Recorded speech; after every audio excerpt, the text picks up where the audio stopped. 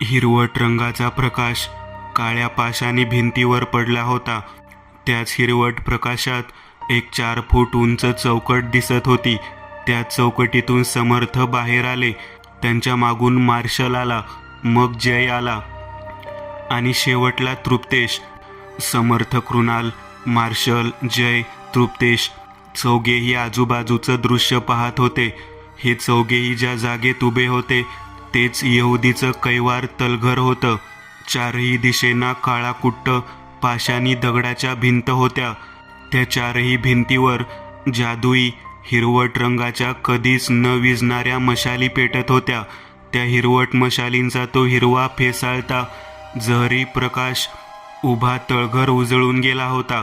त्याच हिरव्या प्रकाशात ते दृश्य दिसत होते.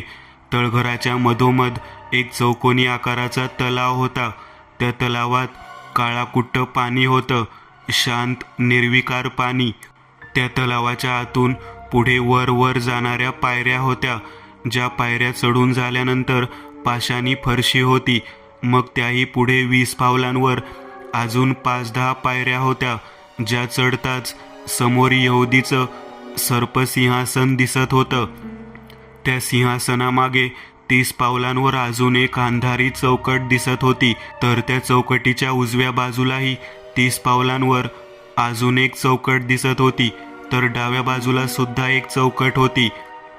असं समजूयात की तळघराच्या चारही भिंतींना 4 चौकट दरवाजे होते. कुठे ना कुठेतरी घेऊन जात होते. हेच यहुदीचं तळघर आहे.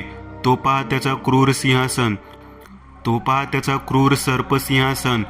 समर्थांनी आपला उजवा हात वर केला. त्याची तर्जनी पुढे त्या सिंहासनाकडे दाखवत म्हटले, हे सिंहासन खूप डेंजर दिसते नाही, असं वाटतंय जिवंत आहे. तृप्तेशने मनातली भीती व्यक्त केली. बोलताना त्याचा चेहरा जरा भ्यायलेला दिसत होता. त्याचे ते बोल ऐकून समर्थांचा चेहरा गंभीर झाला होता. त्यावर ते म्हटले, जिवंतच आहे ते सिंहासन. असो, मार्ग शोधूयात. समर्थांच्या या वाक्यावर तृप्तेशने भीतीदायक नजरेने जयकडे पाहिलं. त्यावर जयने डोळे वटारले व हळूच तृप्तेशच्या कानापाशी तोंड घेऊन येत पुटपुटला, त्याच्या जवळ जाऊ नको आणि जास्त येडचाळे करू नको, कारण एनाकोंडा आहे तो. येडचाळे करणाऱ्यांना खातो, तुला पण खाईल. नाही, मी काहीही बोलत नाही. तृप्तेशने उजव्या हाताची तर्जनी ओठांवर ठेवली. जय त्याची ती केलेली फजिती पाहून गालातल्या गालात हसत होता. 4 चौकट आहे तिथे. ह्या 4 चौकटीमध्ये नक्की राक्षसास कैद केलेली चौकट कोणती, जी आपल्याला तळघरात घेऊन जाईल? मार्शल आजूबाजूला प्रश्नार्थक नजरेने पाहत म्हटला, हो ना, जर 4ही चौकटीमध्ये घुसलो तर शोधता शोधता खूप वेळ निघून जाईल. जयने खंत व्यक्त केली. मग काय करायचं आता? मार्शलने विचारलं. सर्वांच्या चेहऱ्यावर चिंताजनक भाव पसरले होते. काय करावं काय नाही काहीही कळून येत नव्हतं. तोच अचानक त्या तळघरात जमिनीवरून काहीतरी अवजड वस्तू ओढत घेऊन जात आहे असा आवाज येऊ लागला. हा आवाज संपूर्ण तळघरात घुमत होता. ह्या चौघांनाही त्या आवाजाची चाहूल लागली. तसे या सर्वांची गाळण उडाली. जात पळता भुई थोडी झाली. कोणीतरी येत आहे, लपा लपा लवकर. जय हळू आवाजात परंतु पटकन घाईघाईत पुटपुटला, कुठे लपायचं पण? ते पण मीच सांगू का आता? साला, इथे एक जागा नाही लपायला. जय जरा रागातच म्हणाला, हो ना, जसं काय आपण इथे रोज येणार आहोत लपाछपी खेळायला. तृप्तेशने ह्या वाईट प्रसंगीत परिस्थितीत सुद्धा जोक मारला. त्यावर जयच्या डोक्यात एक सनक गेली. त्याने दात ओठ खात तृप्तेशकडे पाहिलं. तुमचं दोघांचं भांडण बंद करा रे. एक काम करूयात, ह्या चौकटीत लपूयात. मार्शल म्हणाला, नाही, ते जे कोणी येत आहे ते या 4ही चौकटींमधून बाहेर पडण्याची दाट शक्यता आहे, ज्याने आपण पाहिले जाऊ शकतो. समर्थ असं म्हणतच लपायची जागा शोधू लागले. तेवढ्यात त्यांची शोधक नजर समोरच्या तलावावर पडली. समर्थांच्या चेहऱ्यावर हसू उमटले व ते म्हणाले, लपायची जागा मिळाली, चला. त्या काळ्याभोर अंधाऱ्या चौकटीतून 2 काळेभोर पायघोळ झगे घातलेले सैतानी मजूर बाहेर आले. त्या चौघांच्याही उजव्या हातात एक एक अशा मिळून 2 दोऱ्या होत्या. दोघेही ती दोरी ओढत होते. तसा तो खरखर असा आवाज येत घुमत होता. ते दोघेही दरवाजातून बाहेर आले. तसा त्या दोघांच्या मागून चौकटीतून एक 3 फूट लांब, 1.5 फूट उंची, 1.5 फूट उंच अशी बर्फाची लादी खरखर आवाज करत जमिनीवरून सरपटत बाहेर आली. त्या चौकटीतून पिशाचराज विक्रालची पिशाचीन पत्नी कंतनिया कॅटवॉक स्टाईलने चालत बाहेर आली. तिच्या अंगावर एक काळ्या रंगाचा शॉर्ट ड्रेस होता, जो तिच्या दुधाळ कांतीच्या मादक देहावर खुलून दिसत होता. तिच्या दुधाळ मांसळ गोऱ्या पान मांड्या जणू नागिनीचं चमचमतं देह होतं. त्या काळ्या शॉर्ट ड्रेसमधून तिच्या छातीवरची दुधाळ ती दरी दिसत होती. त्यासहितच तिच्या शॉर्ट ड्रेसवरून तिच्या ताठरलेल्या मनुक्यांचं दर्शन घडत होतं. त्या चौकटीतून चालत ती बाहेर आली.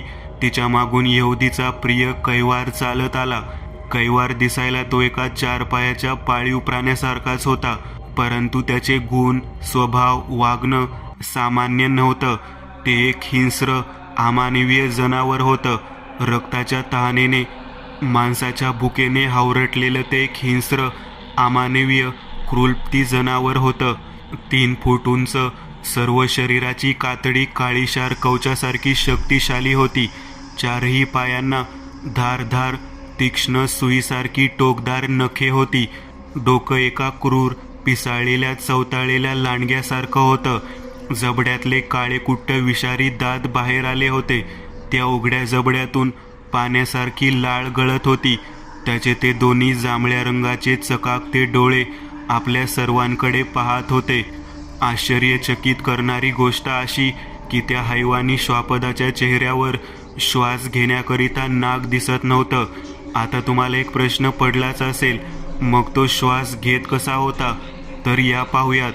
कैवारच्या मानेच्या जरा खाली डाव्या उजव्या अशा दोन्ही बाजूला 4 चिरा पडल्या होत्या, ज्या चिरांमधून श्वास आत ओढल्याचा, बाहेर सोडल्याचा आवाज ऐकू येत होता. नक्कीच तेथूनच ते अभद्र, हिडीस, अमानवीय, सैतानी श्वान श्वास घेत होतं. ह्या चौघांपासून उजव्या बाजूला जरा दूर तो कैवार तलाव होता. त्याच तलावाच्या पाण्यातून हळूच 4 डोकी वर आली. समर्थ, कृणाल, मार्शल, जय आणि तृप्तेश. त्या 4 जणांनी पाण्यातून डोकं बाहेर काढलं व एकटक पुढे पाहू लागले. चला लवकर, हे बर्फ घेऊन त्या तळघरात चला. नाथांनी सांगितलं आहे. आम्ही परत येईपर्यंत त्याच्या देहावर बर्फाचा अभिषेक घालतच राहा. बर्फाचा वर्षाव थांबायला नको, कंतनिया म्हटली व त्या 2 मजुरांच्या पुढे कंतनिया उजव्या बाजूला असलेल्या चौकटीच्या दिशेने चालत निघाली. तिच्या मागून ते मजूर बर्फाची लादी खरडत खरडत ओढत घेऊन जाऊ लागले. काय भारी पीस आहे बर्फ. तृप्तेशने लागलीच विषय बदलत भुवया बारीक केल्या. तिच्या अंगावर बर्फाचा वर्षाव थांबायला नको. ह्यावेळेस जय म्हटलं. तसा त्यालाही कळून चुकलं. आपण जरा आंबट बोललो नाही. आय मीन त्याच्या जयने जिभळ्या चाटल्या. Something is wrong here. तृप्तेशने पुन्हा त्याची इंग्लिशची आई मध्ये घातली. कैवारच्या मानेखाली असलेल्या 4 नागपुड्या हुंकारत आवाज करत फुगल्या होत्या. त्याने मानवी देहाचा वास हुंगला होता. त्याचे जांभळे डोळे हळूच संशयित नजरेने लहान झाले व पुढच्याच क्षणाला त्याने आपलं डोकं उजव्या दिशेला वळवलं व थेट तलावाच्या पाण्यावर नजर टाकली. तसे त्याला ते दिसलं. कैवारच्या दोन्ही जांभळसर चकचकीत बुबळांवर काळ्या मिरीचे 2 ठिपके होते. त्याच्या तोंडाचा जबडा वासला गेला होता. त्या वासलेल्या जबड्यातून हलकीशी गुरगुर बाहेर पडत होती. त्या हिंसक अमानवीय श्वापदास ह्या 4घांची चाहूल तर लागली नव्हती ना. त्या काळ्या शांत निर्विकार पाण्याच्या आत लपलेले हे 4घे एकमेकांच्या चेहऱ्याकडे पाहत होते. 4घांच्या चेहऱ्यावर भीतीजनक भाव पसरले होते. तृप्तेशचा पांढरा फटक चेहरा हळूहळू सामान्य होऊ लागला. त्याच्या तोंडातले डोसकुले दात सामान्य झाले. डोळ्यांतली बुबळे सामान्य झाली. D10 सिरींचा प्रभाव उतरत होता. तृप्तेश पिशाची योनीतून मानवी रूपात येत होता.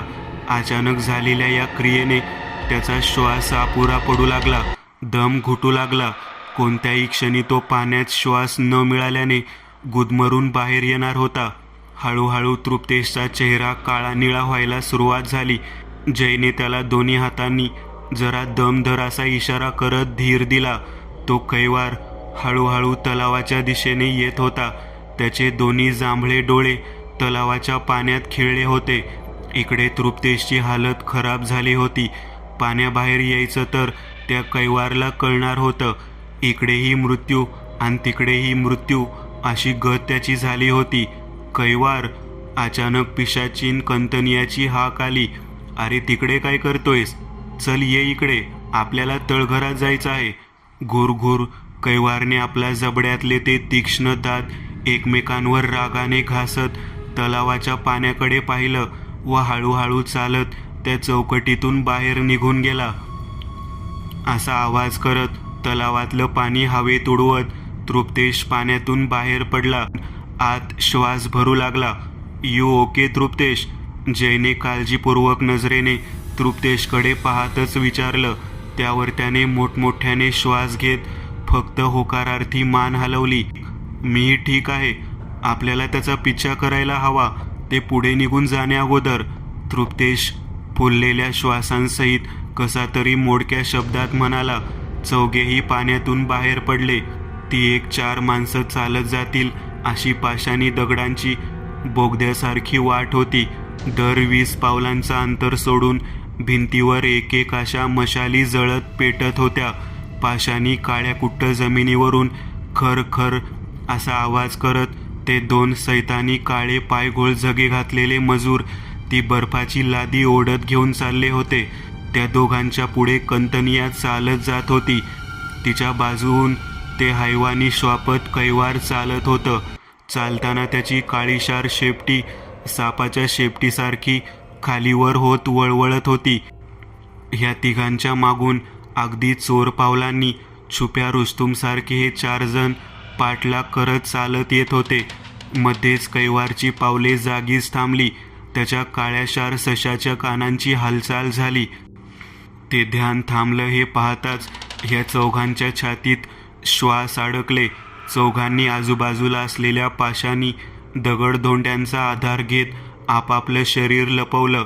त्या ध्यानाला कसली तरी चाहूल लागली होती. नक्कीच ह्या 4 जणांची असणार. त्याने गरकन वळून मागे पाहिलं. काळोखात त्याचे 2 खुनशी डोळे चंदेरी रंगाने चकाकले. कैवार थांबलं हे पाहताच कंतनियाही थांबली. ती थांबताच ते मजूर थांबले. तो बर्फाच्या लादीचा खरखर आवाज थांबला. एकार्धात सृष्टीचे आवाज थांबल्यासारखी स्मशान शांती सन्नाटा छा गया. इकडे दगडाआड लपलेल्या ह्या चौघांच्या अंगावर भीतीने शहारा फुटत होता.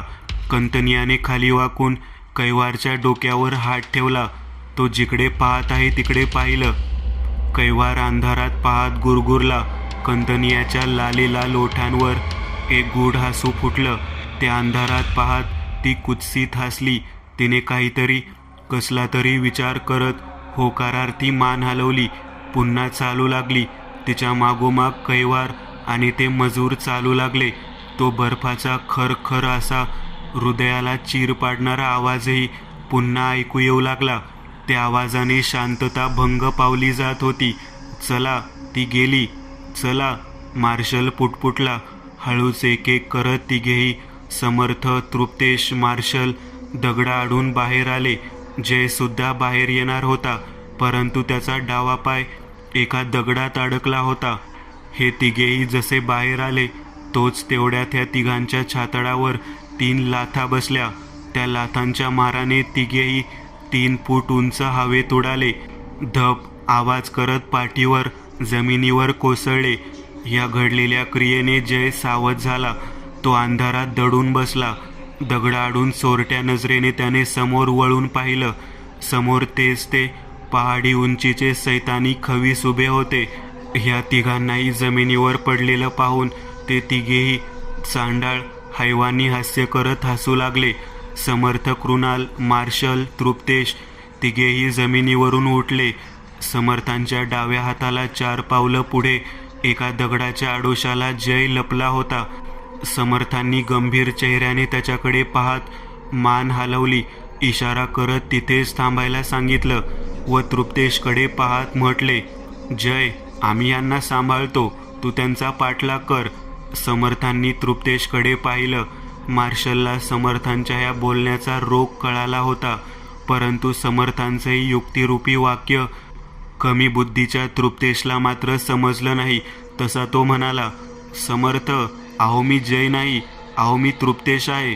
तो जय तर? तृप्तेशच्या वाक्यावर दगडा बाजूला दडलेल्या जयने डोक्यावर हात मारला, तर मार्शलच्या चेहऱ्यावरही चोरी पकडल्यासारखे गोंधळलेले भाव पसरले. तो मनातच म्हटला, काय गाढव आहे हा, माहितीये. समर्थांनी तृप्तेशच्या खांद्यावर हात ठेवला.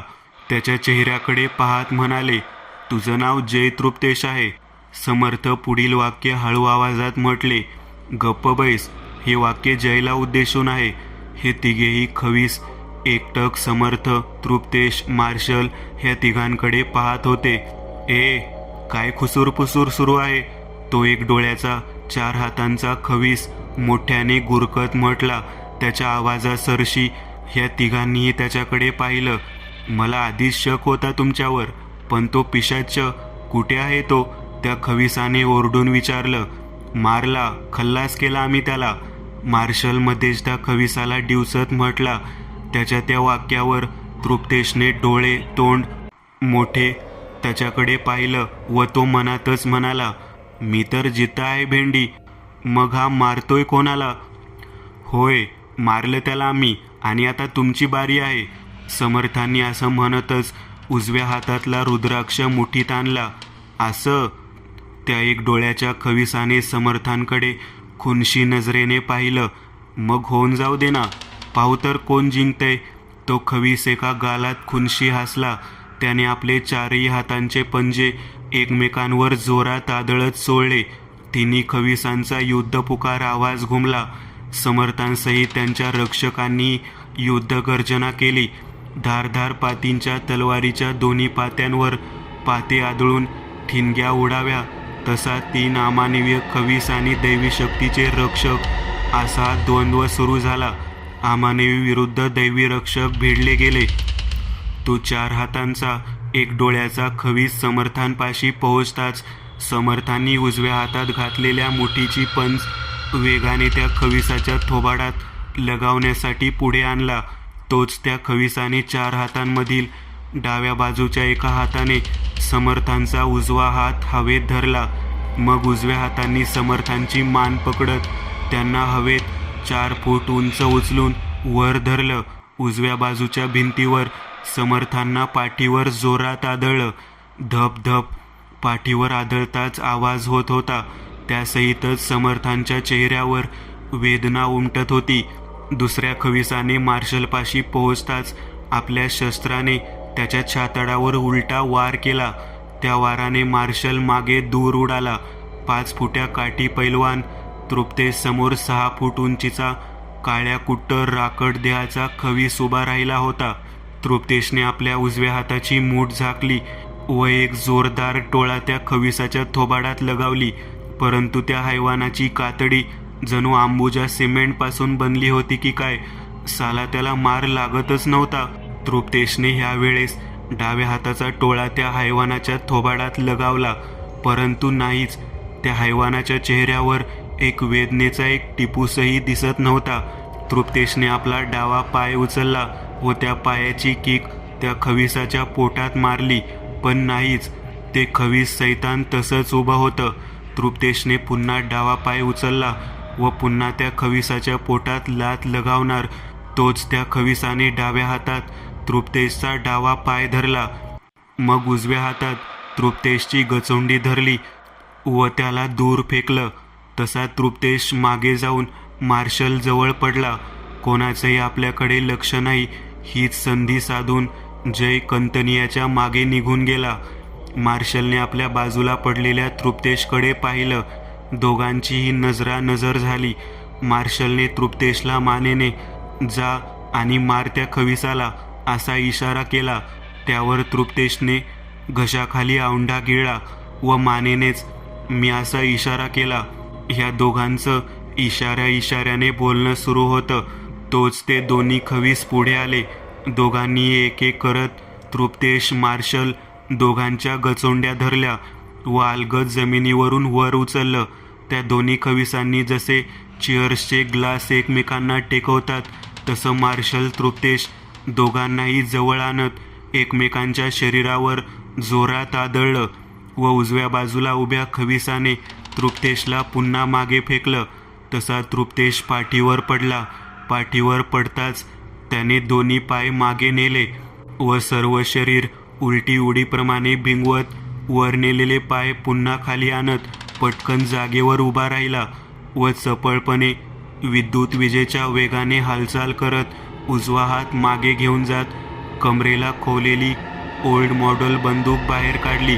डावा हात आडवा धरून उजवा बंदूक धरलेला हात त्या डाव्या हातावर ठेवला. डावा डोळा बंद करून उजवा उघडा ठेवत बंदुकीच्या नळीतून थेट त्या खविसाच्या भुवई मधोमध नेम धरत ट्रिगर दाबला. त्या क्षणाला बंदुकीच्या आत एक विशिष्ट प्रकारची क्रिया घडली जात धाड असा कांटाळ्या बसवणारा आवाज करत बंदुकीच्या नळीतून उधळलेल्या बैलासारखी पांढरट धूर उडवत जलद गतीने गोळी बाहेर पडली.